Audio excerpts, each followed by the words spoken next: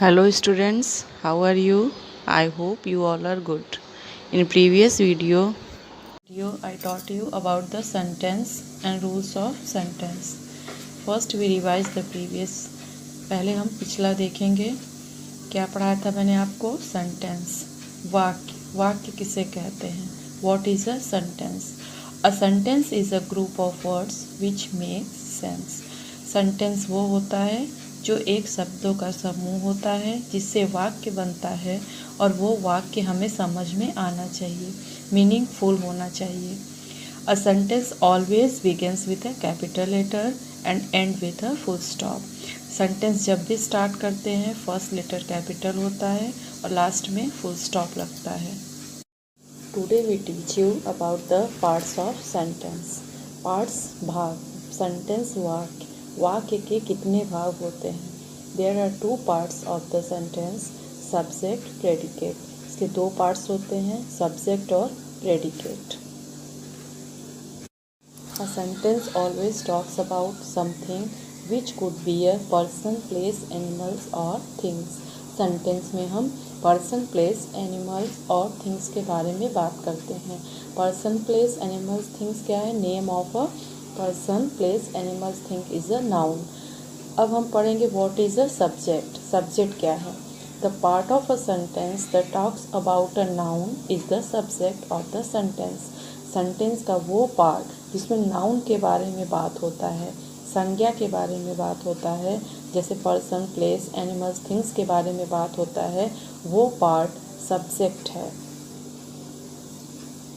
अब second part पढ़ेंगे what is a predicate.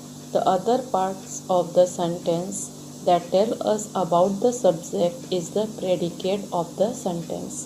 Noun के बाद जो दूसरा पार्ट आता है जो हमें नाउन के बारे में बताता है वो प्रेडिकेट है. For example, the children are enjoying in the park. The children is a noun because is a person. Are enjoying in the park. कौन इंजॉय कर रहा है? The children. तो यहाँ पर चिल्ड्रन के बारे में बात हो रही है और क्या बात हो रही है? Are enjoying in the park. जिसके बारे में बात हो रही वो सब्जेक्ट है और जो बात हो रही है वो प्रेडिकेट है. The children is a subject and are enjoying in the park is the predicate of the sentence. अब हम सब्जेक्ट प्रेडिकेट को और सारे एग्जाम्पल से समझेंगे. First example, Ron and Sam go to the same school.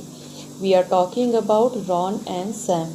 Ron and Sam is the name of a person, so it is a noun. We are talking about Ron and Sam. It is a subject. And what is talking about? Go to the same school. वो एक school में ही जाते हैं. तो Ron and Sam is a subject and go to the same school is a predicate. Now the next example is Bob is a footballer. We are talking about Bob. Bob is a name of a person, so it is a noun. Bob is a subject, is a footballer, predicate. Next example, the little tree was covered with snow. We are talking about the little tree, is a subject, was covered with snow is a predicate. Next, my friend and I won the match. My friend and I is a subject of the sentence because in this sentence we are talking about my friend and I. Won the match is a predicate. Pick out the subject and predicate from the following sentences and write in your copy. First, dogs are popular pets. Second, we studied hard for the test. Third, my friends and I going for a picnic. Fourth, every morning they jog in the park.